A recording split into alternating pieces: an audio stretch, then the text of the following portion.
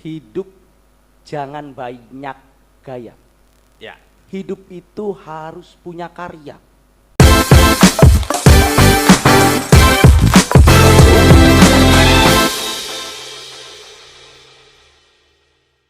Assalamualaikum warahmatullahi wabarakatuh. Bertemu lagi dengan saya di Ngopi, ngobrol penuh informasi.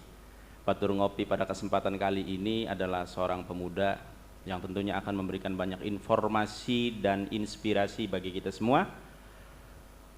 Telah hadir bersama kita seorang narasumber, yaitu Kang Ahmad Khoiri. Ya. Assalamualaikum Kang. Waalaikumsalam warahmatullahi wabarakatuh. Nah, tentu teman-teman ngopi di luar sana ini, Kang Ahmad Khoiri apa sih apa yang digeluti selama ini kan?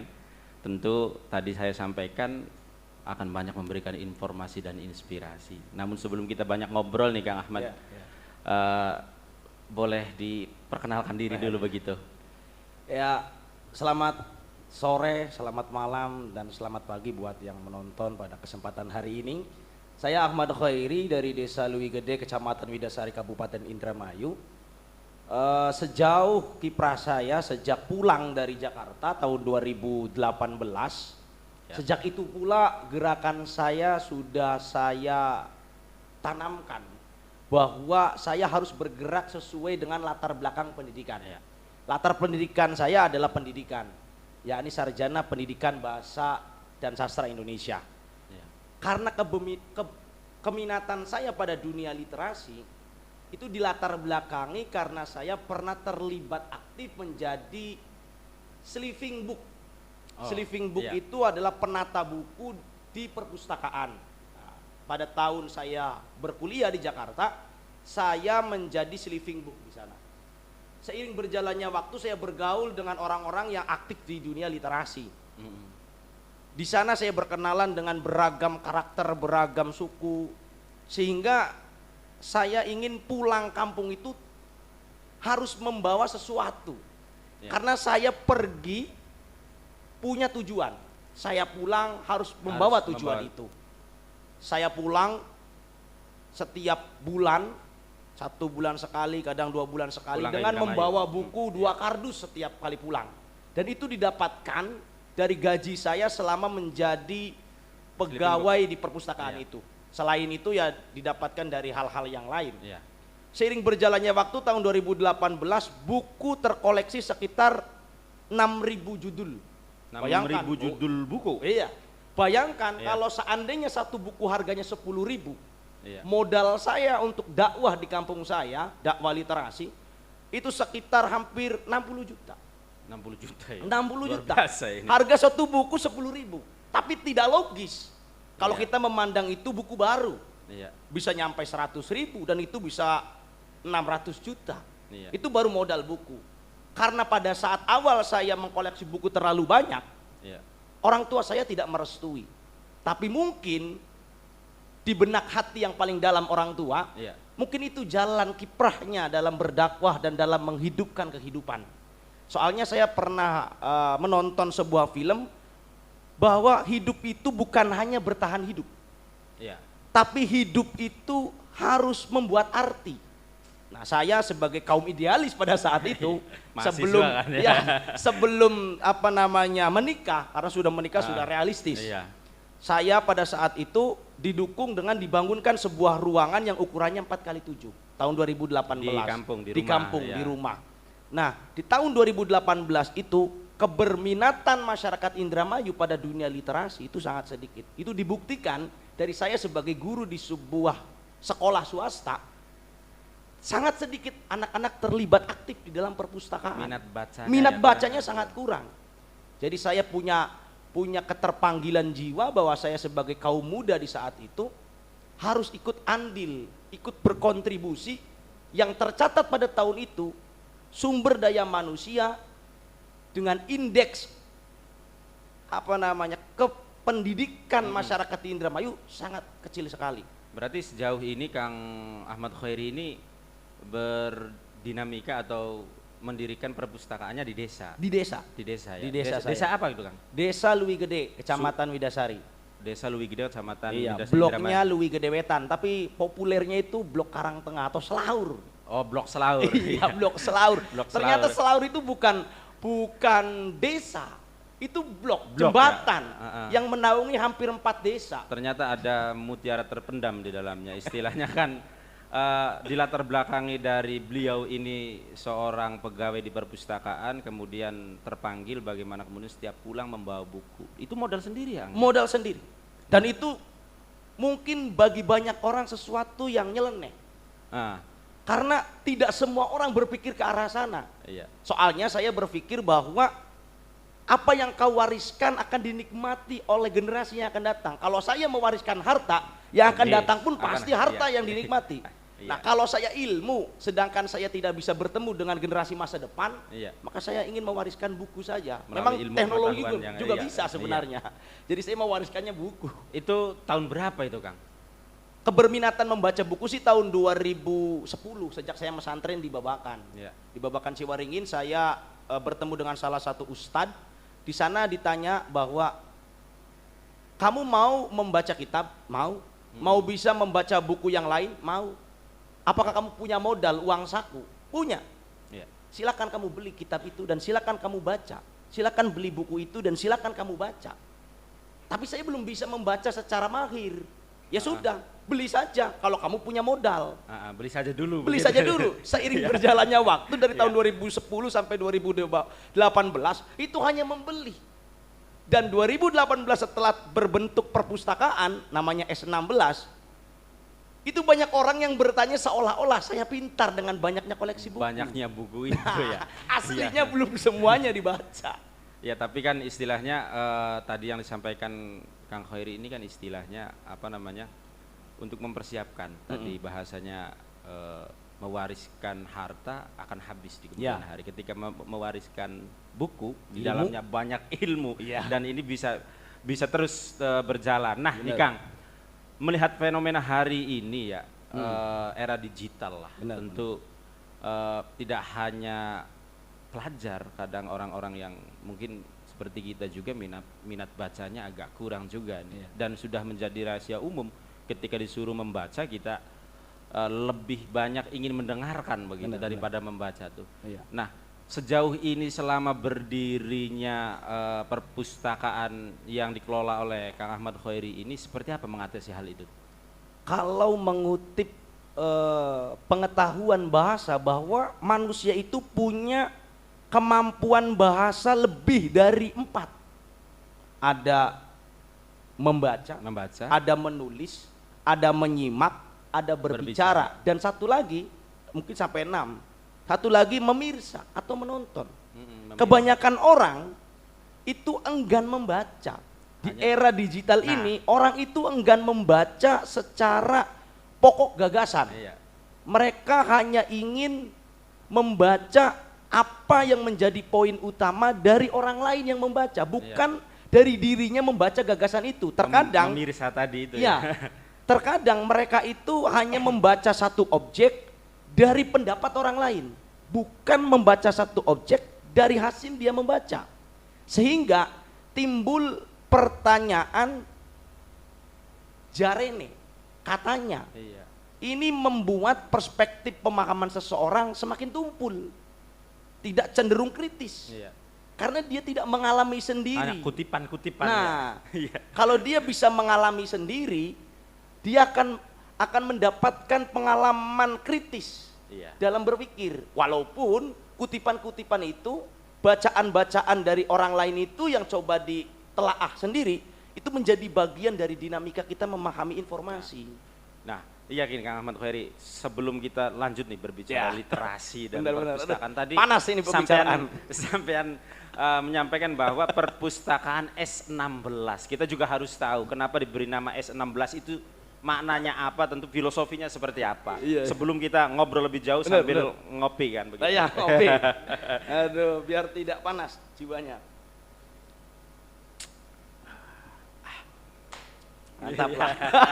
Ini para penonton banyak sekali yang terpesona. Iya Kang Ahmad. S16 menjadi sebuah kode, isyarat Ya. Jadi bahasa itu disampaikan dalam 3 bentuk. Ada bentuk lisan, ada bentuk tulis, dan ada bentuk isyarat. Iya. Memang ini tertulis bagi mereka yang membacanya. Iya. Tapi bagi mereka yang mendengarkannya, ini adalah sebuah isyarat. S16 itu apa? Kenapa ada gabungan huruf dan angka? Saya mengambil sebuah surat di dalam Al-Quran, Iya. yang nanti Arabnya silakan dicari itu Iya. apa. Arti Indonesianya adalah lebah. Tawon. Surat ke-16. Iya. Surat ke-16 artinya lebah. Bahwa lebah itu berupaya untuk memberikan obat kepada mereka yang menikmati hasilnya, yakni madu. Bagi saya perpustakaan S16 adalah sarang lebah.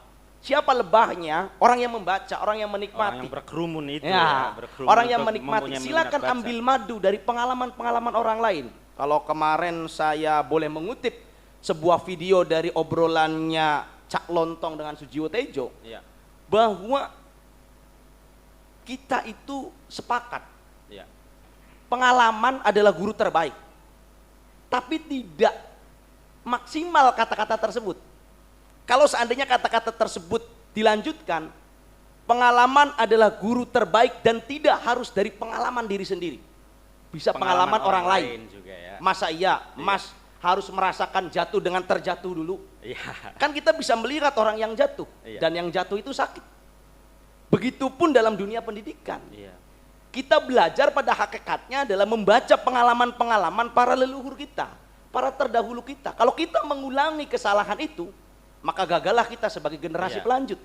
Maka pikir saya, S16 ini adalah sebuah kode bagi mereka yang berpikir. Kalau di dalam Al-Quran sering dikutip, hai orang-orang yang beriman. Iya. Nah, kalau saya dengan S16, hai orang-orang yang berpikir. Silakan kau baca apa itu S16. Silakan memilih judul Silakan buku memilih dari judul buku yang sekian ada. banyak Sekian banyak. judul buku yang ada tadi. Benar. Nah, sekarang sudah terkumpul berapa judul buku ini, Kang? Tadi disampaikan, Sejauh Kang. ini secara data statistik saya memang belum menghitungnya. Heeh. Karena saya punya kesibukan yang enggan untuk berbagi kerana sana secara maksimal.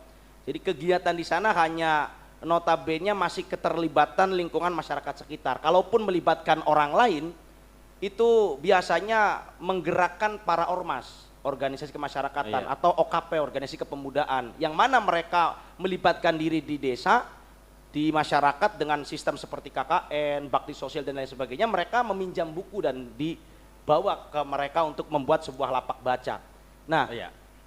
dari buku yang ada itu sebenarnya jumlahnya klaim semata. Dari perhitungan satu rak, yang mana rak itu hampir ada 6 umbak, yang panjangnya sekitar 3 meter. 3 meter, 3 meter. Satu rak itu. Iya, sebenarnya 3 meter kurang, 2 meter setengah. Iya. Satu rak 2 meter setengah panjangnya, setiap umbak itu terkoleksi hampir ada 100 judul. Di sana ada sekitar 8 rak. 8 rak, 1 rak, 2 rak, 3 rak, 4 rak, 5 rak, 6 rak, 7 rak. Tapi dengan model rak-rak yang berbeda. Iya. Itu hampir ada 7.000 sekarang. Dengan sumbangan buku yang mana tahun 2019 menjelang 2020, itu perpustakaan S16 dilibatkan menjadi tempat penempatan kolecer Jabar Juara. Apa itu, Kang? Kotak literasi cerdas programnya dari Pak Ridwan Kamil. Oh. Hanya ada 7 tempat. Salah Di- satu yang paling terdekat di tempat Karang Taruna ini ada di Museum Bandar Cimanuk. Itu ada salah satunya. Kalau lebih jauh lagi ada di Islamic Center. Itu 7 itu satu kabupaten atau sejabar? Satu kabupaten. Satu kabupaten. Satu kabupaten hanya ada 7. Dan Kecamatan Widasari dipercayakan di perpustakaan S16. Berarti itu sekitar ada sebagai- 350 judul. Satu tempat itu. Satu tempat itu. Bisa bertambah lagi dengan beberapa sumbangan yang ada. Pokoknya perpustakaan S16 di awal modal pribadi buku. Tapi seiring berjalannya waktu atas eksistensinya, Iya. itu semakin banyak orang peduli. Mungkin mereka beranggapan bahwa dengan adanya buku di perpustakaan S16, kemudian hari bisa bermanfaat. Iya. Daripada terkoleksi secara pribadi dan generasi yang akan datang bagi mereka belum begitu berminat, maka bisa jadi banyak sebagian orang yang memberikan sumbangan buku itu untuk dimanfaatkan lebih baik di perpustakaan S16. Iya. Hampir 7.000-an lah. Ya, sejauh berdiri nih, Kang, dari beberapa tahun ke belakang tentu kan yang banyak datang ini selain mungkin yang mempunyai minat baca tinggi lah, Iya. mungkin ada pelajar dan lain sebagainya. Ini gambarannya seperti apa, Kang? Gambaran sejak awal keterlibatan masyarakat itu cenderung seperti anak SD dan SMP yang kehausan atas tempat pendidikan setelah mereka pulang sekolah. Pelajar formal lah ya. Iya, rata-rata pelajar formal. Sehingga sampai hari ini mereka yang paling dominan. Walaupun memang banyak mahasiswa yang mencoba mencari sumber referensi untuk tugas akhir, baik itu Iya. S1, S2. Iya. Kemudian juga ada yang masyarakat, karena di perpustakaan S16 ini bukan hanya pengembangan dalam ranah pemustaka, jadi mereka baca buku bukan, tapi ada juga pelibatan masyarakat seperti kelas calistung, kelas BTQ. Sekarang tahun ini mau meluncing kelas digital yang disponsori oleh PLN Peduli dengan dukungan dari Filantra Konsultan. Nah, ada juga di tahun 2021 kita sudah mengembangkan UMKM. UMKM. UMKM-nya adalah produk jajanan ringan seperti keripik gedang, seperti basreng, seperti kacang gawil dan lain sebagainya. Yang notabene keberlangsungan masa dari produk itu panjang. Itu keterlibatannya berarti masyarakat atau Masyarakat dilibatkan untuk berproduksi, Ya. kita yang mendistribusikan. Oh, begitu. Iya. Jadi keberadaan perpustakaan S16 bukan mengarahkan pada pemustaka untuk membaca saja, bukan. Tapi keterlibatannya harus menjadi solusi baik itu sosial, pendidikan dan kesehatan rencananya. Iya. Tapi baru terbatas di dunia pendidikan dan sosial. Ekonomi baru-baru. Cuman memang baru mulai lah, baru mulai sekitar 1,5 tahun. Yang awal-awal baru sosial sama pendidikan. Iya. Rencananya bisa ke ranah manapun. Cuman terkadang memang terkendala dengan kondisi volunteer atau kondisi orang yang bergerak di dalamnya. Masih keterlibatan persahabatan, istri, terus adik, tetangga, belum secara keseluruhan. Kalau bisa melibatkan secara keseluruhan, komponen-komponen ini yang lain mungkin akan menjadi ikon. Berarti sekarang masih banyak skup lokal desa Ya, Gedenya itu, saja ya begitu. itu masih melibatkan mereka-mereka yang dekat. Menarik Kang Ahmad. Tentu dari apa yang sudah dijalankan oleh sampean terkait investasi ilmu lah melalui buku itu. Ya, benar. Yang tadi disampaikan bahwa ini dipandang aneh. Batur manggawa duit di Jakarta, kin manggawane buku ngunjali buku kanggo apa? Jangan Benar. Nah, tentu seiring berjalannya waktu dengan konsistensi dan keistiqomahan sedikit demi sedikit membuahkan hasil ya. Tadi banyak anak-anak yang memang setiap hari hadir di situ membaca. Nah, sistemnya pertama apakah baca atau bisa pinjam? Kalau pinjam ini sistemnya apa? Apakah bayar atau gimana? Ini juga kan barangkali teman-teman ngopi di luar sana yang mau cari referensi tentang tugas akhirnya atau tugas kuliahnya, bahkan tugas sekolahnya, tidak hanya wong sing lagi kuliah lagi sekolah, sing ora sekolah, sing pengen waca-waca konon kah? Ya ini ada perpustakaan S16 Kang Ahmad Khairi yang dikelola Kang Ahmad Khairi di Desa Leuwi Gede. Ini sistemnya gimana, Kang? Sistemnya memang masih pinjam berdasarkan kedekatan. Soalnya pernah terjadi di tahun 2018 sampai 2020 mahasiswa yang meminjam buku masih seperti meminjam kepada seniornya. Iya. Bukan meminjam istilah katanya. Jaluk. Jadi dampaknya hilang. Apalagi di sana koleksinya hanya satu judul buku, satu buku. Iya. Ini menjadi sebuah kekhawatiran.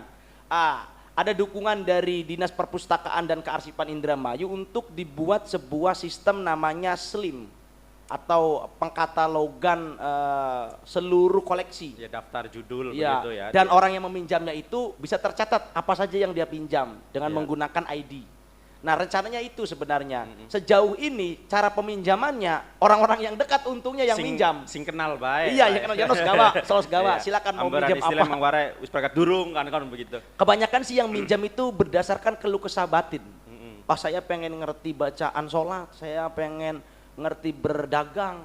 Banyak yang meminjam buku, tolong pinjamkan buku. Ada kadang-kala dia tidak meminjam, dia main ke rumah, kemudian dia itu ingin tahu tentang bisnis UMKM dan dia ingin tahu apa isinya. Setelah selesai itu dia pulang. Nah, iya. Bukan meminjam tapi ingin bertanya, mana bukunya, tolong jelasin, tolong sampaikan. Tidak membaca. Tidak tapi, membaca. ya tadi memirsa. Kayak konsultan.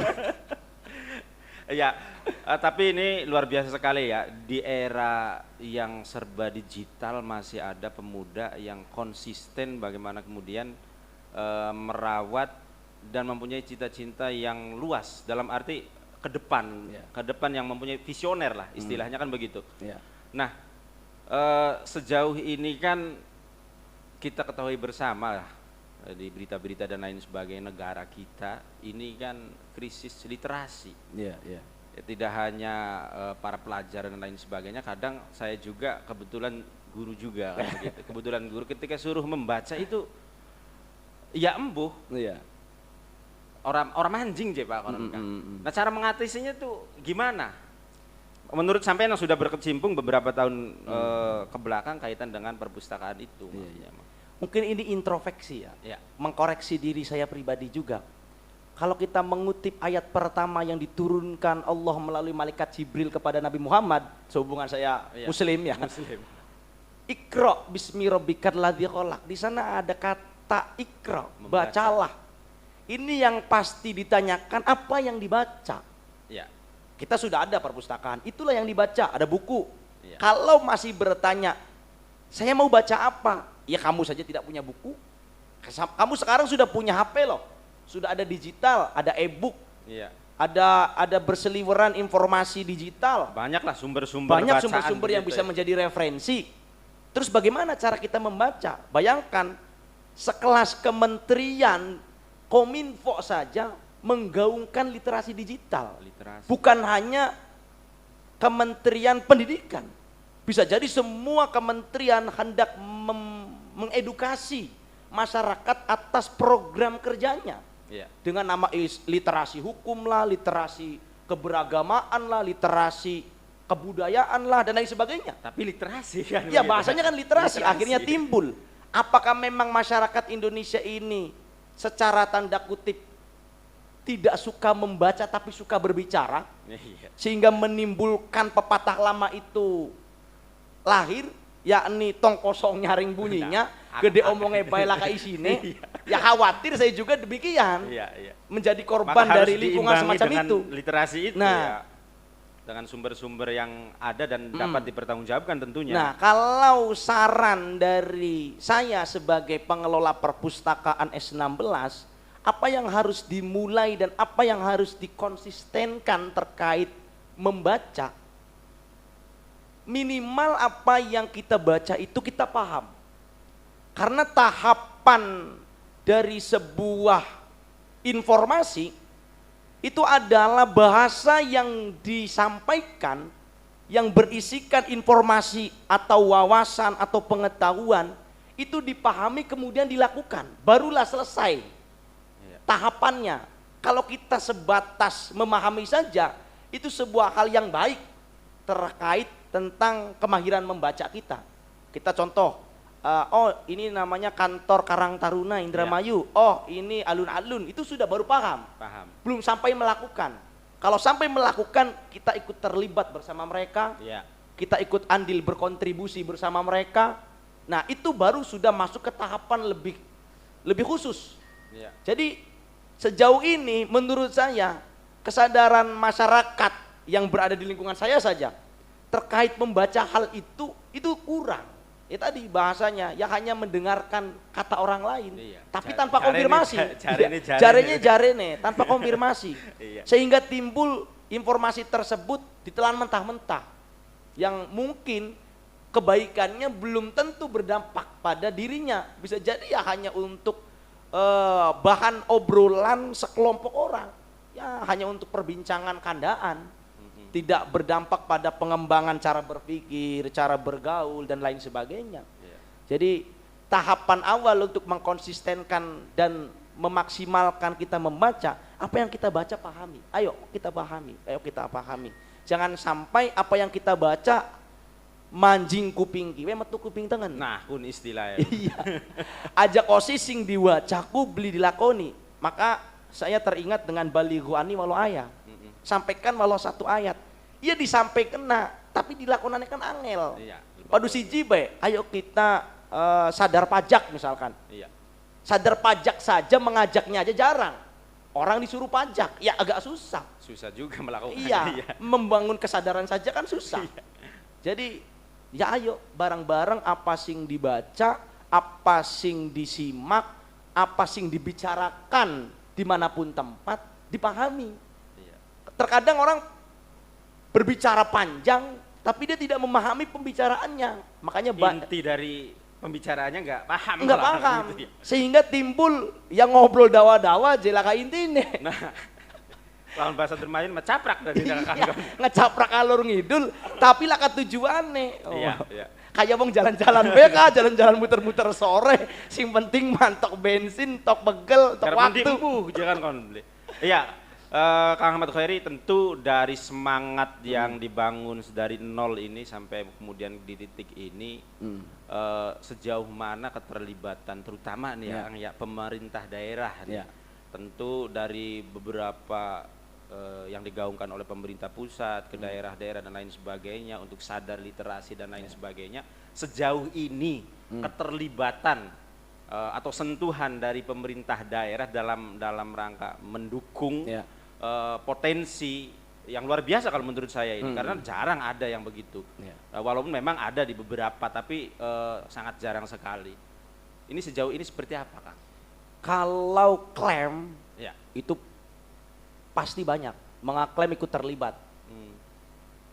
Kalau konsisten itu sangat sedikit, kurang lah.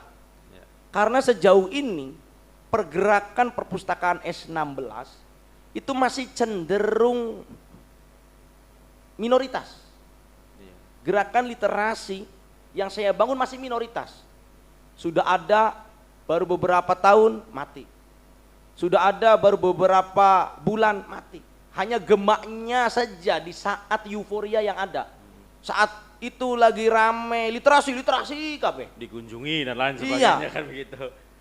Jadi pemerintah saat ini hanya notabene yang penting program ada, yang penting program terlaksanakan.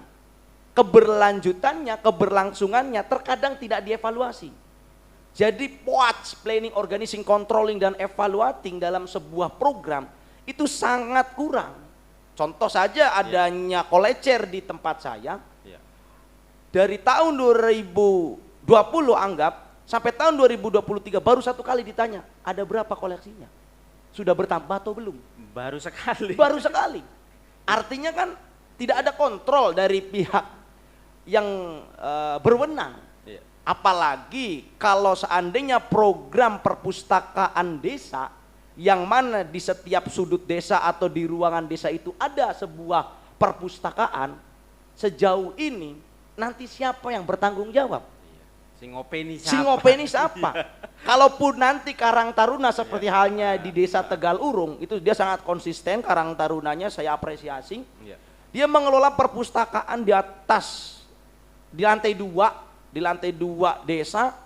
Kemudian yang paling mendalam dan paling mendasar, operasionalnya dari mana? Nah, itu. Kalau desanya mendukung secara keuangan anggaran desa melalui musyawarah desa, desa itu patut jadi percontohan. Nah, sejauh ini perpustakaan yang saya kelola, pendanaannya ya berdasarkan dana swadaya keluarga. Swadaya keluarga ya. Berarti iya. Saya bingung nih. Mau ngomong, berarti kan bahasa ketika sampai menyampaikan bahwa perpustakaan apa ini, Kang? Perpustakaan pribadi. Loh, kok pribadi? Ya karena memang pembiayaan sedari awal dari diri sendiri dan keluarga. Tapi kan harapannya ini kan gerakan mulia dan sinergis juga dengan apa yang hari ini digaung-gaungkan oleh pemerintah pusat, daerah dan lain sebagainya ke bawahnya. Harapannya kan bisa didukung, tidak hanya dalam bentuk uang lah bahasanya, operasional lah bahasanya, tidak hanya dalam bentuk operasional, dalam bentuk apapun ada sentuhan-sentuhan Itu. semacam itu Kebijakan. kan. Iya, kebijakan dan lain sebagainya. Jangan sampai sudah berapa tahun, Kang? Kiprah di Indramayu berdasarkan berdirinya dari tahun 2018 terhitung sudah 5 tahun. 5 tahun tapi masih lillahi ta'ala. Masya Allah, luar biasa. 5 tahun punten semono yang punya kebijakan nggih konon kah. Ini momentum barangkali tidak tahu Kang ya. Barangkali tidak tahu, mudah-mudahan melalui podcast ngopi ini ternyata bisa mengingatkan, ngelingakan bahwa oh iya ada pemuda-pemuda yang luar biasa yang bergelut di bidang literasi, bagaimana kemudian menumbuhkan minat baca dan lain sebagainya. Indramayu kan begitu. Istilahnya beberapa mulai banyak penghargaan juga kan. Ya mudah-mudahan ada penghargaan bagaimana literasi minat baca di Kabupaten Indramayu ini meningkat. Karena memang ada potensi-potensi yang harus diberdayakan, disentuh dan lain sebagainya kan begitu. Nah begini Kang, dengan 5 tahun sejak berdiri, berdinamika dan lain sebagainya, suka duka tentu dialami kan ya.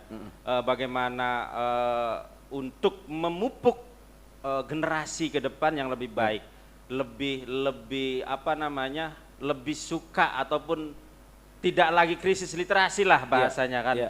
Nah Kang Ahmad Khairi ini tentu semangatnya saya mana kan saya tua. Benar, bahasa umur ya nambah mana nambah. Tenaga yang nambah. Tentu kan punya harapan bagaimana ada embrio baru yang ini tidak hanya di Luwih Gede saja kan. Mudah-mudahan dengan adanya obrolan kita pada kesempatan kali ini kita termotivasi. Harus termotivasi. Sing modalan dewek sing awit masih kuliah sampai kemudian hari ini sudah rabi. Ya, sudah rabi tapi tetap istiqomah dan konsisten.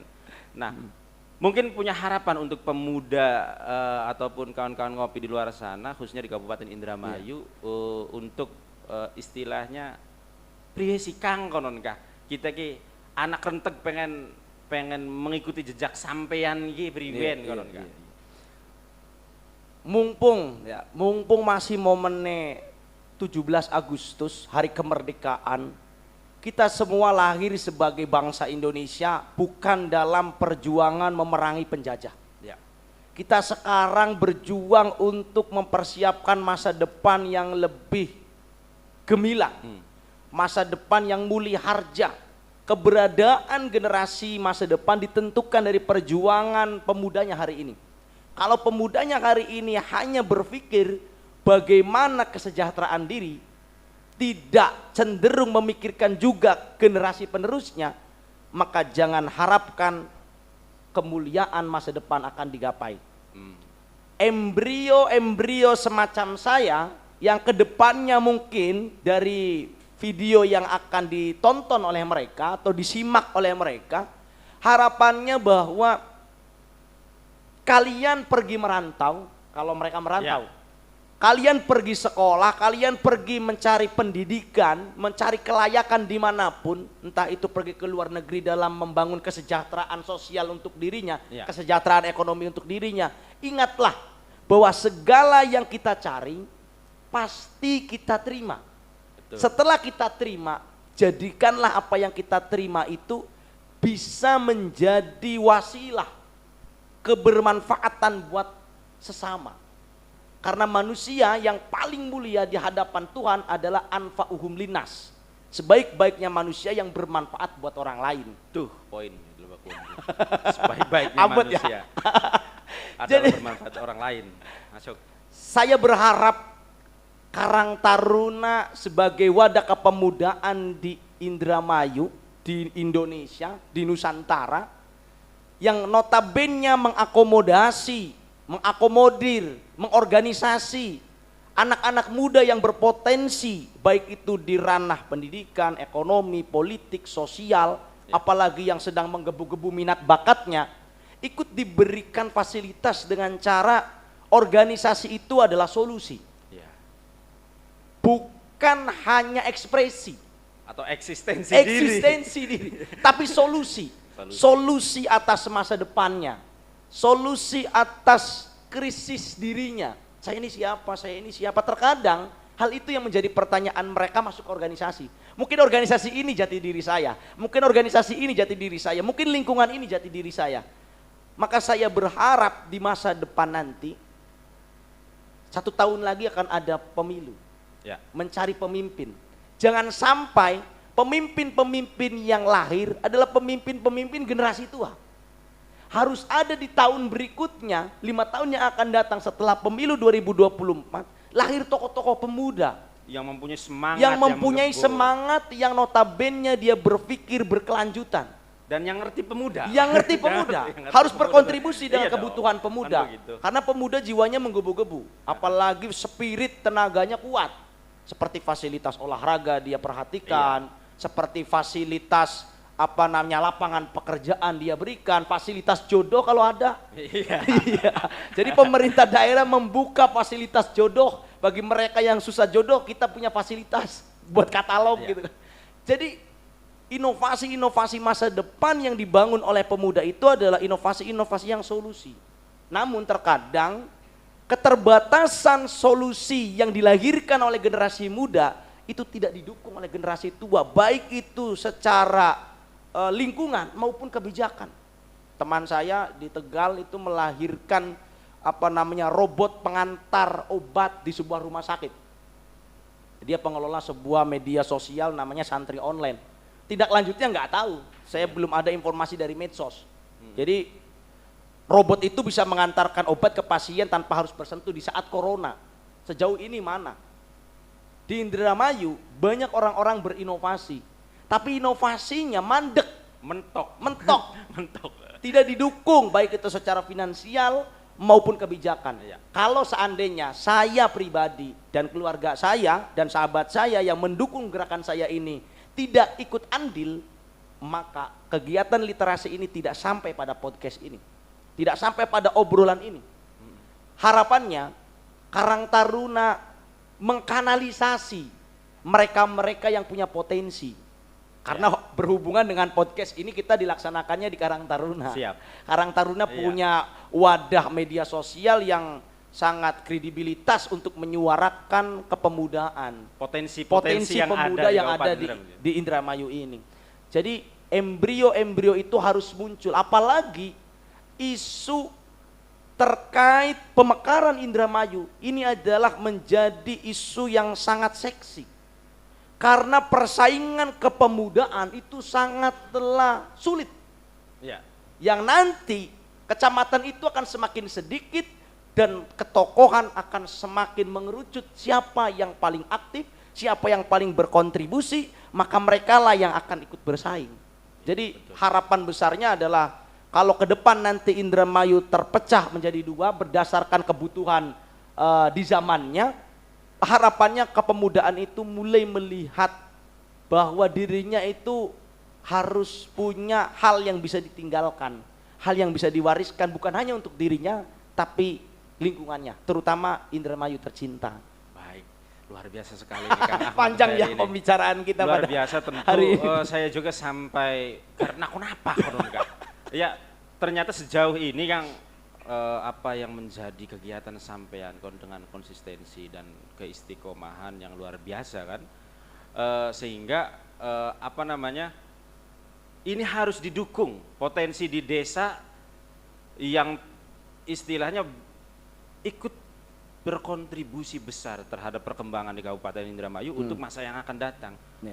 Mudah-mudahan baik pemangku kebijakan ataupun tokoh-tokoh yang ada di Kabupaten Indramayu bisa melihat video ini dan mari kita bersama-sama meningkatkan sadar literasi dengan disesuaikan dengan inovasi zamannya. Begitu, baik literasi digital dan lain sebagainya. Tentu beliau ini adalah tokoh yang kompeten di bidangnya, yaitu bidang literasi di perpustakaan 16 itu.